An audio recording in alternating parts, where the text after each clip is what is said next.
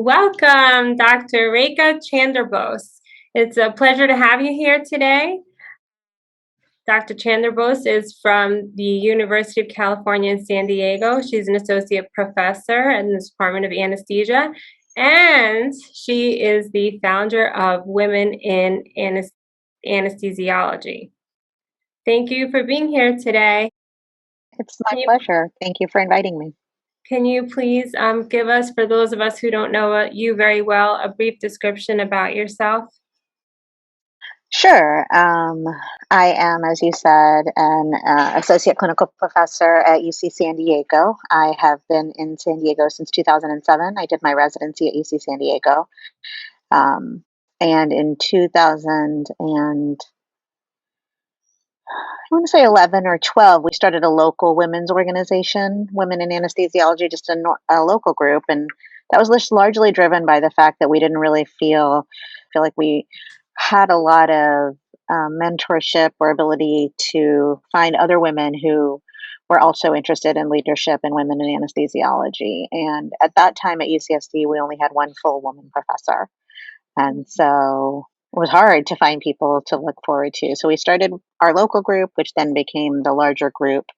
Um, in my personal life, I am interested in gender equity in general and equity, diversity, and inclusion overall. And I was just recently appointed the vice chair for diversity, equity, inclusion for our department, which is a newly minted position. So I'm navigating my way through trying to understand how to best serve the department and the university in that role also.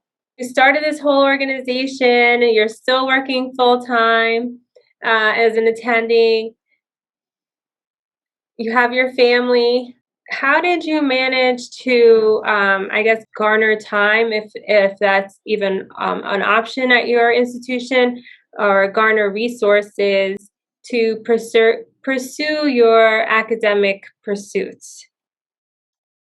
So I didn't have time. I mean, we, in general, at UC San Diego, we do have a small amount of protected time for non-clinical work. And so that's what I use. I didn't have money or time for it because I had some early success in terms of being able to at least become a national speaker. Having started the organization put me in touch with other women who were doing equity work, which put me in touch with people who were interested in doing equity research, which is something that I could support while I was starting the organization. It all kind of snowballed together. It goes back a little bit to the earlier question, which is that the work, not necessarily founding the organization, but the research that came out of it, or the contacts that came out of it that enabled research, because it at least dovetailed together in some way, made it more doable. And I'm not a person who publishes 25 articles a year. I publish one or two a year in order to continue on the track of promotion that I'm on. That's adequate for me. I mean, for me, I don't want to make more personal sacrifices than that in terms of time or effort. I don't want to stagnate in my career, but I also don't want to stagnate in my personal life or as a parent or as a partner and spouse. And people have different ideas of what those thresholds are for themselves. And for me, I'm at a pretty good spot. It's never perfect. I'm not a huge fan of this idea of work-life balance. I think you pick something to work on, the other things kind of fall by the wayside temporarily. I also personally believe that for me, you shouldn't give all of yourself to an institution.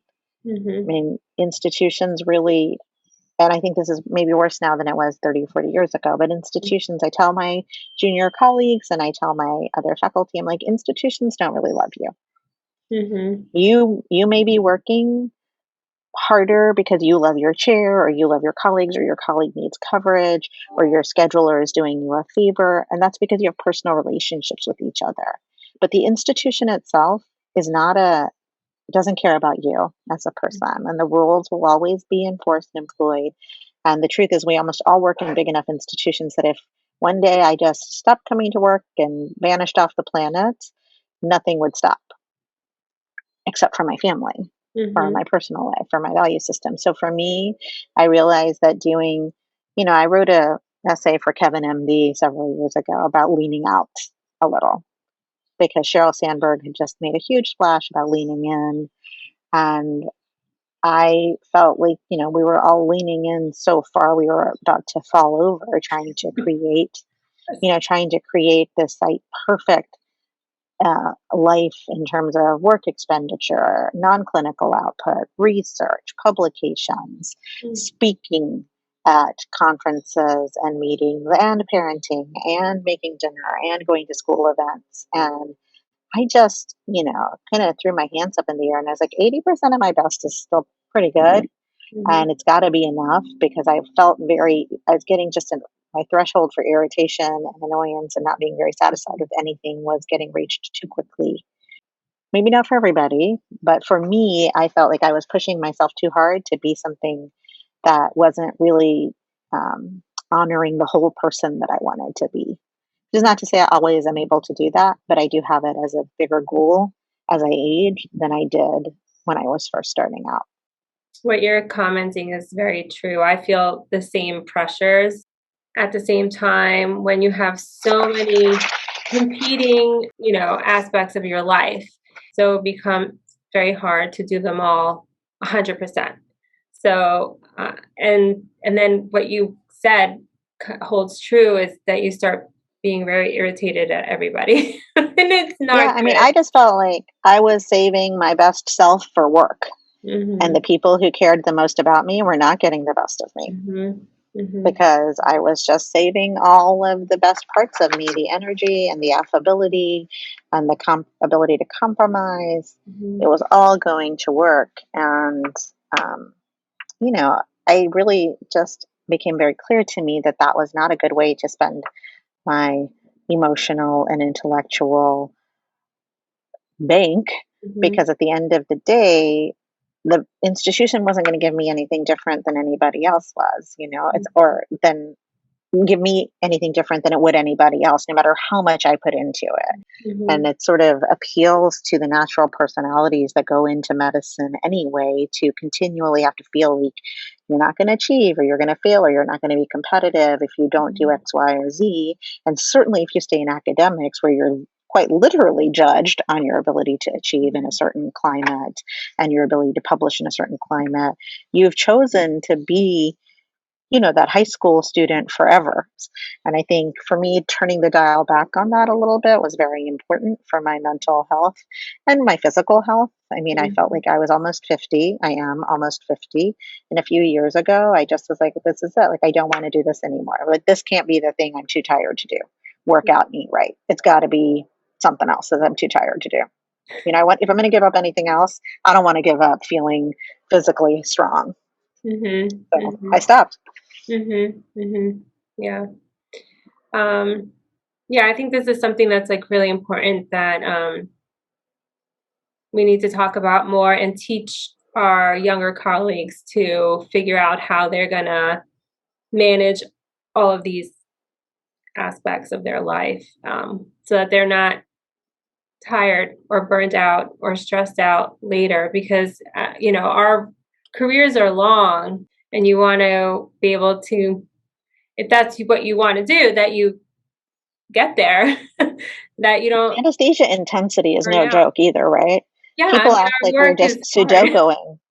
I do really think that we pay a physical toll Mhm. for having such high pressure situations so much of the time. Mhm. So, I mean, I think it's hard, because I honestly do think that women will pay a greater penalty for choosing to Mhm. dial back what they provide to their work environments than men will. Mhm. I think they will pay a greater penalty that's based on their gender, by saying, nope, I want to go work out, or go be with my kids, or go read a book, or get a movie, or whatever it is that you feel like is your thing. Do Mhm. nothing. I'm a big do nothing person. I need sometimes to do nothing. Yeah. Um, and I'm not lying to myself that there are no consequences to that, nor that those consequences might be different if I were a man saying those things. Mhm. But at some point, you have to balance what you're going to do for gender equity versus your own personal health and well being. Mhm. Um, and you have to understand that ideally, there's always someone else to pick up the baton in terms of gender equity. that we don't all have to carry this load, the entire load for social change on our own backs as individuals.